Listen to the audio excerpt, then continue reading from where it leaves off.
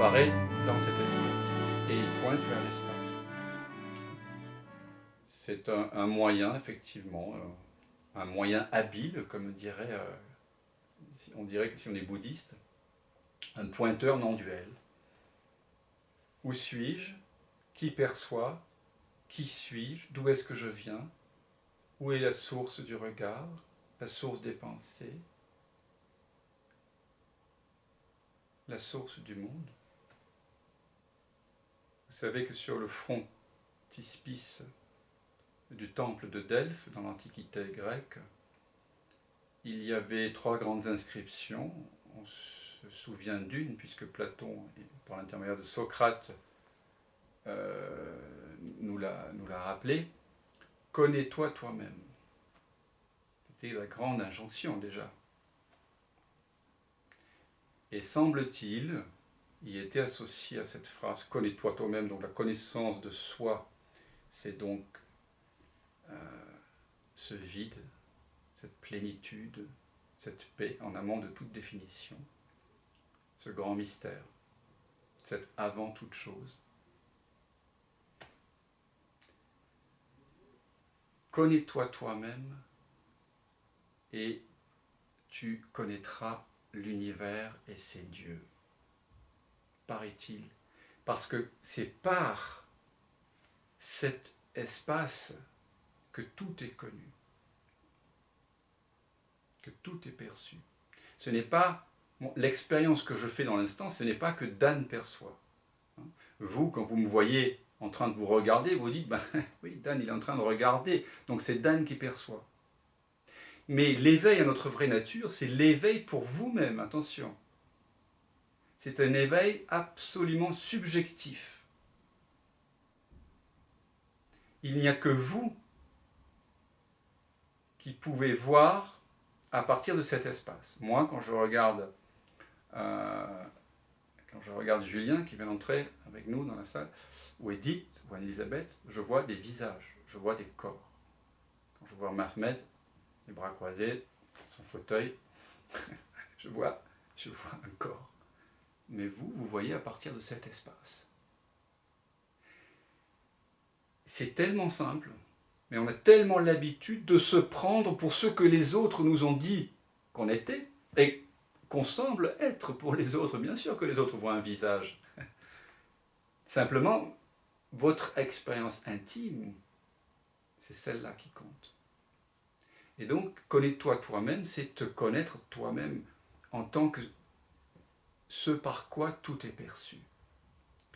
Et c'est parce que je me connais en tant que n'étant pas ce que les autres voient de moi, je connais ma plus grande intimité, ce qui ne change jamais, ce qui est toujours là, ce qui est hors du temps et de l'espace. Et parce que je me connais comme étant l'essence de toute chose, que je connais l'univers et les dieux. C'est parce que je me connais ici comme n'étant rien, pour vous, ici, là-bas. C'est pour ça, parce que vous êtes cet espace vide, que vous pouvez connaître, apprécier les couleurs, les formes et les autres. Et cette appréciation du monde et des autres, vous avez tous pu le constater, c'est pour ça qu'on est ici, moi aussi, ensemble. Cette appréciation de la vie des autres a été grandement affectée par l'idée erronée que c'est Dan, Edith, Anne-Elisabeth, Sandra qui perçoivent le monde. Ça, c'est la cause de toute la souffrance psychologique et de la plupart des conflits dans le monde. S'il y a une raison racine aux 200 millions de morts au XXe siècle, de morts violentes, j'entends, de génocide, de guerre, de meurtres, etc., c'est lié essentiellement, on pourrait dire, à part quelques conflits peut-être comme ça, très très rarissimes, mais lié à l'image de moi, au fait que je me suis pris pour quelqu'un. Donc ça rend, ça rend l'appréciation du monde incroyablement intense. Et quand vous voyez les couleurs à partir de l'absence de couleurs, eh ben, ça a une toute autre gueule. Ça a une toute autre intensité, une toute autre vibration. Si vous massez votre femme, votre mari, votre amant, ou votre enfant, ou un ami, à partir de l'absence de tête, le toucher, ce n'est absolument pas le même toucher. Si vous écoutez de la musique à partir, non pas du corps, et tout à l'heure, je le précise, je ne sais plus qui c'est qui m'a dit qu'elle écoutait à partir du corps, oui, c'est... je suis aussi les conversations. Donc, Patricia dit, oui, d'accord, pour dire que j'ai utilisé la mémoire lorsque j'ai dit que je sens le son dans mon corps. Je précise, je sens le son. Voilà. Bon. Donc, vous voyez que même les sons, quand vous les percevez, vraiment, vraiment, avec intensité, l'intensité de ce senti, de cette écoute, fait qu'à un moment donné, vous disparaissez. C'est pour ça qu'on aime aller à l'opéra. Heureusement, encore un peu, parce que je chante à l'Opéra de Paris, pour ceux qui le savent. Et c'est pour ça aussi que jeune, je ne me rendais pas compte pourquoi je pouvais passer des heures entières à écouter de l'opéra ou de la musique.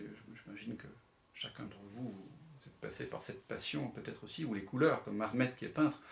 Mais quand vraiment on écoute la musique, on est passionné par la musique, on écoute une symphonie de Mahler ou de Mozart, ou qu'on écoute un morceau de Arvo Pärt, extraordinaire compositeur contemporain, lituanien, je crois. Je vous invite à écouter. On s'oublie complètement. Hein. On fait un. Et donc, la musique, elle est partout. On n'écoute pas avec les oreilles, comme le disait... on sent avec le corps, avec le ventre, avec la poitrine, avec tout. Hein. Et à un moment donné, on ne sait plus qui écoute ce qui est écouté. Voilà, Patricia nous dit, oui, je disparais lorsque la musique entre en moi. Voilà. Et après, voilà. C'est ça, finalement, la non-dualité. Donc on a tous vécu cette expérience de non-dualité, certains avec la musique, c'est plus facile, certains en faisant l'amour, c'est plus facile, d'autres en allant se promener dans la forêt, certains, je sais pas, moi, en faisant du sport, d'autres en regardant un film, d'autres en écrivant un poème, ou en faisant la vaisselle, ou en bêchant le jardin. Et là, l'invitation, c'est de réaliser qu'on n'a plus besoin de bêcher le jardin, ou de trouver une amante tantrique, ou je ne sais quoi, une musique nouvelle, pour vivre cette unité. On peut vivre ça tout le temps.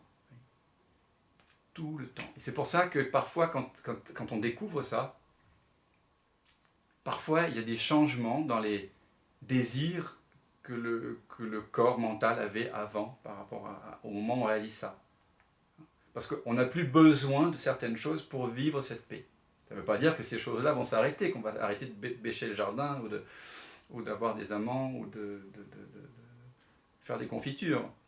Mais profondément, ça signifie que vous n'avez plus besoin de ça pour découvrir l'un que vous êtes et qui vit tout ça, hein, qui vous vit, pour découvrir ce qui vous vit, ce qui vit à travers vous. Voilà. Alors si vous avez envie de partager votre expérience, si vous avez envie de poser des questions, c'est le moment. Sinon, nous pouvons demeurer en silence.